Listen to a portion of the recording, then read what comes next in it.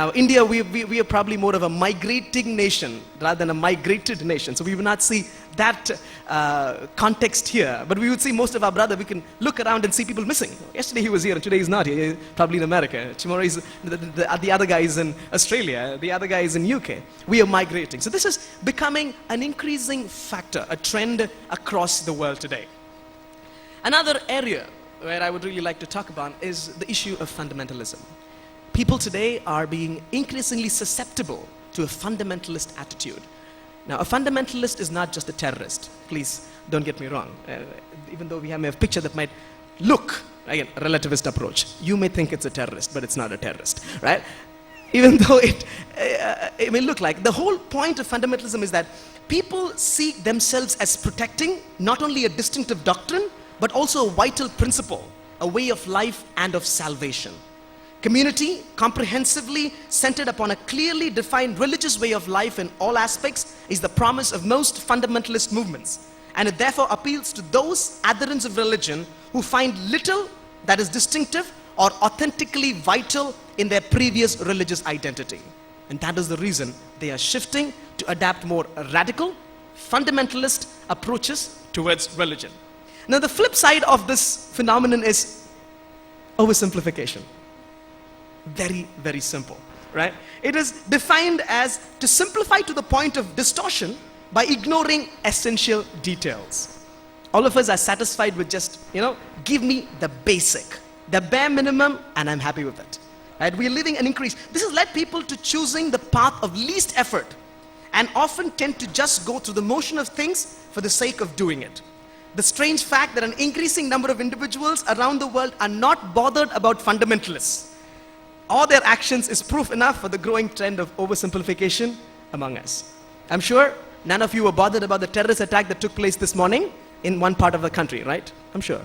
And we didn't have time to read about it. Probably, maybe some of us would have read it, but then again, it's over. Right? We are also becoming oversimplified. And this is a trend growing around the world. Money, I would say, the tendency to enjoy the good things in life with its many variations and options require a great deal of money today and is driving people around us in the quest to possess as much as possible of money as they can find.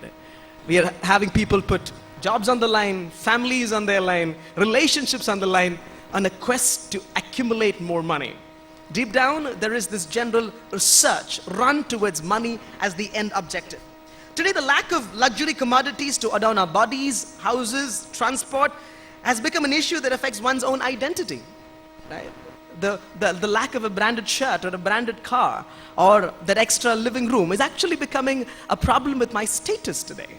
And people are increasingly looking down upon me or looking up on me by the amount of possessions that I can buy with money. This has created an aversion to the simple way of living with necessities and has put forth an issue of my worth in the world being measured by the amount of money or goods that this individual possesses.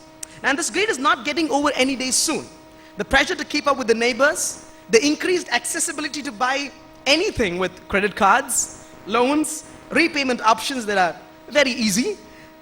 That's how they put it, right? And the pressure of marketing in the media is this, and the simple, nudge of a loved one for demanding proof of love is actually driving people overboard.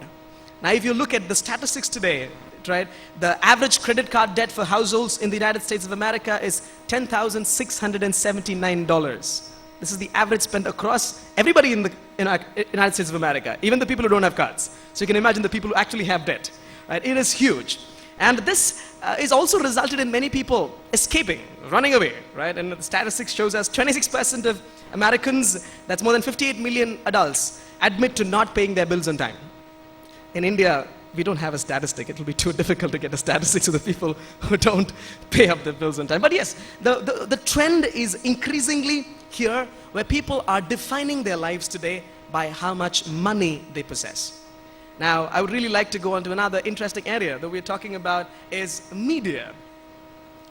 If you would look, we are living in a world where, yes, more YouTube videos were uploaded in the last 2 months than the combined channels, ABC, NBC, and CBS, have been airing content since 1948, right? An average of 20 hours of video is uploaded every minute to YouTube. Now, what is it telling? People are watching more online. People are engaged in media online. You know, this is a simple statistic, one of a very famous video. If most of you recognize this, I would like to talk about the growth pattern of that video. If you look at the timeline, right about 2008 to 2009, in a span of 11 months, this single one video garnered around about 50,000 views. And this is just one of the 34 copies of a similar video on YouTube, right? This is how fast media is progressing around us, right?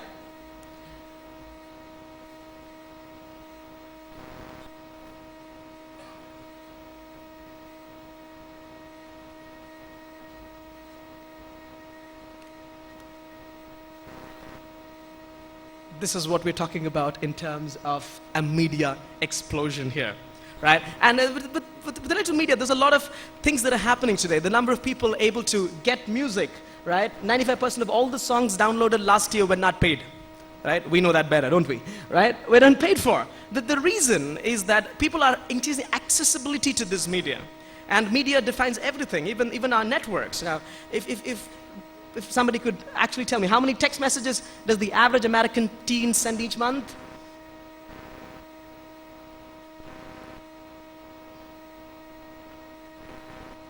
Average, right? And this is a record set by one of our friends in America.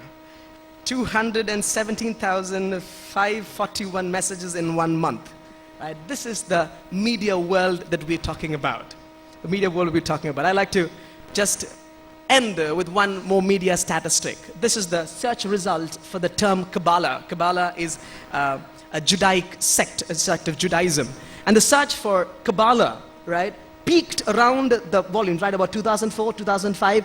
And all of those peaks were with Madonna, right, talking about Kabbalah. Now, if you know, most of you know this, that in 2003, Madonna converted to Kabbalah. And from then on, every time she's been in the media, Kabbalah has taken prominence. The world that we live around, I would say individuals are increasingly looking at media to validate their identity, to influence their choice of decisions and actions. And this is the challenge that we face being in the world today. The world is on a roll. Are we ready for it? Thank you very much.